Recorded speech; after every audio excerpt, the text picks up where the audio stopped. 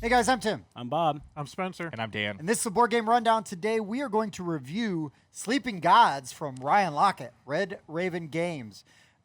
This is a storytelling game, kind of, right? Yeah. Choose your own adventure. Mostly. Choose your path. Yeah. Yeah, explanation story game or exploration story game. Sure, Yeah. sure. So, I mean, just to give you like a little bit without spoiling too much, we are playing members of a crew of a ship that goes into like a storm, and then we come out and we're in this mysterious land, and we are now exploring the land to try to maybe appease the sleeping gods. Maybe they'll let us out, maybe not. I don't know. Yeah, I guess it's important to say, having not completed the story yet, we don't know exactly. We don't know. what And if we happens. did know, we wouldn't tell you. Also Right. true, because Bob would have to kill you. That's right. But yeah, so you're gonna have there's numbered quests. There are event cards that can happen based. So basically, the event deck, right? You just draw down. You just draw them out, and then as you go through Further the down, easy they get more ones, you get to difficult. the harder ones. Yep. So they might impair like movement. There might be creature attacks. Yeah. There might be all kinds of different Damage things. to your ship. Damage to the ship. That you got to worry And about. then you've got yeah. the locations where you look up what happens. Yep. Yeah, very Tales of the Arabian Nights or something, where you have this whole... Or above and below. Seven or continents. very Right. far. No, or- none of those games do it. Above and below does. I'm kidding. Oh, I was like, Yeah, he's, okay. In this, basically, the one thing I found interesting is that when you are the active player, so you'll have your own character. I have the captain in front of me, but the captain is sort of a character everybody can utilize. So you're going to take a ship action first, right? So you're going to do whatever the ship action is. That might be generate some resources. It might go and heal yourself. It could be resting, all kinds of different things you can do. Now, the interesting thing is that you can't take the same ship action twice. So your piece has to move to a new spot. Then we resolve an event, and then you get two actions. You can travel, you can explore a location, a numbered location. So you would open up the book and go to that number. They're paragraphs, not pages, right? Yeah. And then you could go to the market and buy items. You could go to the port and repair your ship.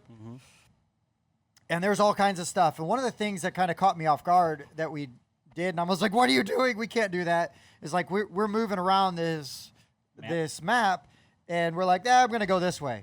And now this means we're going to turn to page 8, because there's a little 8 there on that arrow. And now we've got, I won't show it too quick, but there's a whole new map, right? So if you're going off this way, you go to page 4, 13. And so all the pages are like this. Yeah. And you can bounce into new areas and find new locations.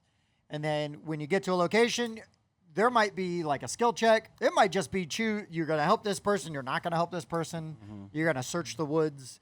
I mean, it can be anything. Yep. And there are a ton Yeah. of options and possibilities in this. Yep. So we basically played, we played the introductory scenario, and we played around to get a feel for it. One other thing I want to get into is, and this is in the The tutorial. combat was neat. Yep. The combat's Yeah. really neat. So you're going to do, let's say you do 3 damage, and you're basically going to place 3 of these cubes horizontally or vertically. Right? You can trail them around. Oh, yeah. Place them You can turn orthogonally. them. They want to be next to Yeah. each other. And then, but you have to. Your first one has to go on the guy you attacked. You have to go on the guy you attack. On the first one, at least. But you could go over and bleed over and hit the next guy. Right. And then as you're covering things, right? So if you cover up all the hearts, that's a kill. They die. If you cover up these little explosion-looking symbols, you're basically reducing the damage they can do by disabling them. Yep. And then if you cover up these little diamonds, then you're going to trigger like an ability. You give your token to somebody else, and then they can use like A your synergy. synergy ability. Yes. Correct. So there's a lot of really neat and unique mechanics that I found in this, even just in the very short time Yeah. of playing. The synergy abilities, I looking through, they seem key. Like they seem like they can really Yeah. trigger a lot of other things to go and to happen. Right. So we're gonna rate this. Dan, how does that work? Well, there's 4 of us, and that would be a lot of numbers for you to remember. And we have things like Board Game Geek, where we need one number that explains what we think of a game. So we'll all give our own opinion, but then we'll average them together so that you guys have one number for the review that the Board Game Rundown as a company gives it, that you can find on Board Game Geek and stuff like that. It just makes it easier to understand. Sure. Well, I'll go first for a change. Are you sure you don't want Spencer to go first? I mean, I thought about making Spencer Okay. go first, but I'll go first. With limited play, I like these kind of games. I enjoy what I could see this being a very hard and at times contentious co-op because you're not going to always agree with the decisions that your teammates are making. But I mean, that's part of it, right? I mean, it's like to me that gives you really the actual like feel of a crew. Right. Where it's like, I don't even always like that. I'm guy. the captain now. I make the decision. Yeah. And it's Ryan Lockett. I mean, the artwork is great. Yeah. I find that the theme comes through really strong. This could go higher, but just based on components and playing these kinds of games, this is an 8, very solid 8. This could be a 9, like very easily, Right. with a few more plays. A few more plays. But it get could more also fluent with the rules. it could also drop if the story just turns out to Flops. be sort of bupkis. Yeah. But the way combat works, I mean, this is a stack of creatures yeah. that we have not even seen or encountered. There is a whole world of possibilities, which can make or break this, really. Right. But just initially playing the tutorial, just enjoying sort of the unique mechanics that I did encounter, like the combat specifically, and more than just like above and below where you're like resource management, set collection kind of Right. stuff. But because you can still get the book and you got like all the options and there's some engine building, but this, like, I just love having this to deal with, and then you get to go do your stuff. Right. And if Bob takes the ship all the way over here, and I was like, man, on my turn, I wanted to go back to the trading post, do different things. So there's just a lot of like push and pull with how you want to do things. And like, you may be afraid to travel too far from a port because you don't want to get if your ship is going to take too much damage, right? Yeah, that too. I was gonna say, or you get to like an area that's like a higher level and like you're kind of not meant to be there yet, right? Right? Like a little Skyrim problem there. Like, so Bobby, what do you think? Where do you come down on this? I agree with you, Tim. Like, I like it. I like how when it's your turn and the active player, you can like choose other people to kind of help you. Yes. Yeah. I enjoy that. I thought the combat system was really neat. How not only are you trying to cover up the hearts to deal damage, but you can if you can't kill them, you can try to arrange your hits to like minimize what damage they do, or like give other people extra abilities. And yes, with more plays, it could be higher as long as the story like fulfills out. But for now, I would probably go with an 8 as well. One other thing I do want to point out was the ease of just stopping play. Yes, Because just like kind of like save and move on. Yeah. I mean, I marked down a few things on like a sheet, and I threw basically all our quest stuff in the captain's bag. Yep. Like, 'cause there's Everybody a has bag their own for purse. Each person has all their items and stuff in a bag and all their stuff. And so to pick this back up and set up will be really pretty quick. Yep. And maybe just a real brief, like, oh yeah, we went Where over were we here, at? We were did here. this. Oh yeah. Okay. Yep. But yeah, sorry to No, you're good. jump on before we go to Dan. We'll make Spencer go last. Yeah. Oh, great. So yeah, touch on a couple things that were already mentioned. The monster system, like you guys have been saying, is very interesting because it's also like kind of secretly thematic. Like you're placing those cubes, and it's as if you are doing a slash attack in that direction, and you cut off the beast's weapon arm, so now it does less damage against you and stuff. It's a nice little thematic thing there.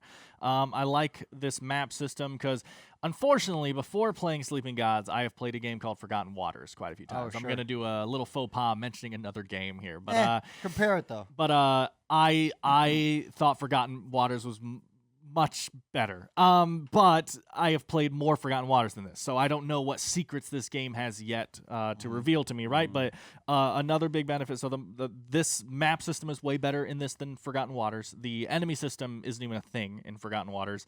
And this system, like Bob was getting to, I was waiting to talk about this. These are your tokens. command tokens. They're kind of your actions you can take, and you put them on characters, and that kind of uses them, right? And it has a very good way of negating like alpha gaming and stuff like this, right? Because on my turn, I can kind of use everyone's character. I can do I can just say, okay, I need your strength ability, so I'm going to activate you, and I'm going to activate the captain because I don't have strength, so that gives me my 2 strength I need, and I can just do that, right? Now you should communicate with your team, which is of course great, and that it kind of promotes this, because if I use Tim's person here and they have this command token on, then Spencer might not be able to use them during his turn. So it's this nice mixture of I can do whatever I want on my turn and everything, and then he can do whatever he wants on his turn, command all these people. So that's cool that there's no alpha gaming. There's no like, well, you should clearly do this because I can use anyone, right?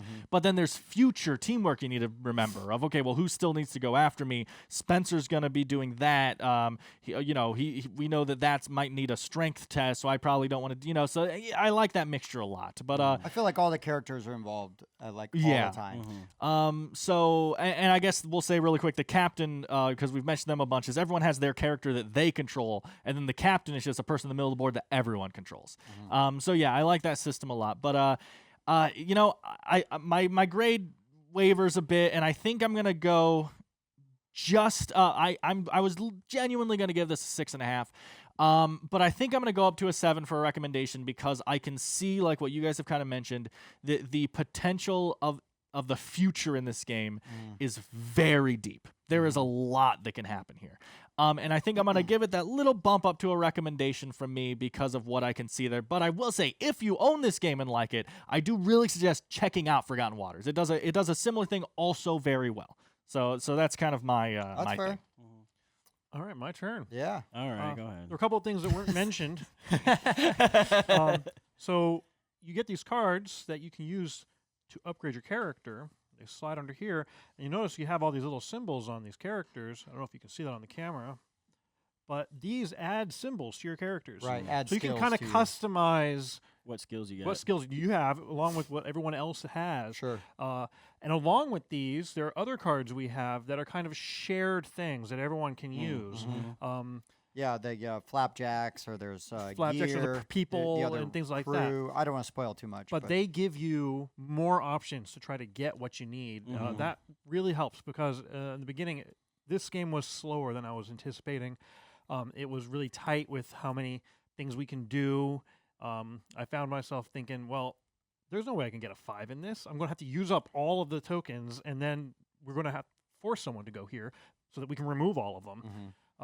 I think though that as it starts off very tight, Yeah. but then like D&D, right? As you level Yeah, up your it'll character, start, abilities, yeah, you can handle things more. get a little hopefully, easier. hopefully we'll start to get tight again because at the end, that's kind of what you want. Yeah, Yeah.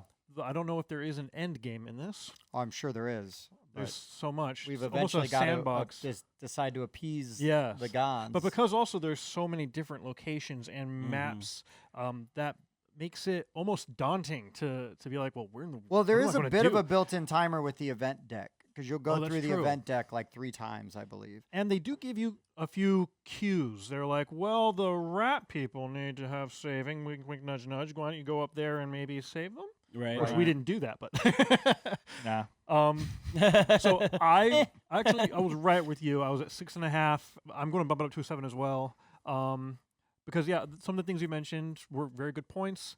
And I actually do like this system of being able to customize. your I was just character. really impressed with the And design you- of the game, and I like a storytelling. And you game. discard those cards to gain a powerful ability, Oh, but then yes. you lose that skill, obviously. Yeah, because and it's I no always longer like linked to. multi-use cards. Right, right. So yeah, there we go. 7. So all those scores averaged together, 7.5. It's pretty good. That's solid. Yep. That is solid outing. And again, I would expect these numbers to fluctuate one way or the Oh other. yeah. As we get with- further into with the more campaign. playing. Yeah. I think just a few more rounds would be enough to So help I us change so it. I think what we do is we revisit this in a couple months Yeah. and just kind of do a follow-up review and see where we're at after we've had some time. Now we also, because the learning the game and just kind of wanting to play it right took a little bit of time. We were playing a lot of games this day, and it's like, Yeah. well, we have got to play this, but we also had a limited amount of time that we could devote to this.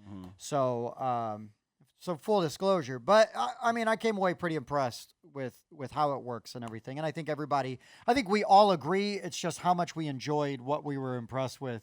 Oh, sure. Varies, Right, that little bit. gradations like Yeah. here and there. But I think we're all seeing the same game here, right? We're all seeing the same experience. Yeah, it reminds me of a bunch of other games that I've played. And I'm just curious to see how it's going to measure up to these other games. Sure. Sure, Well, in the long run. Yeah. I just think that if you are a Ryan Lockett fan, you're already in. Yeah.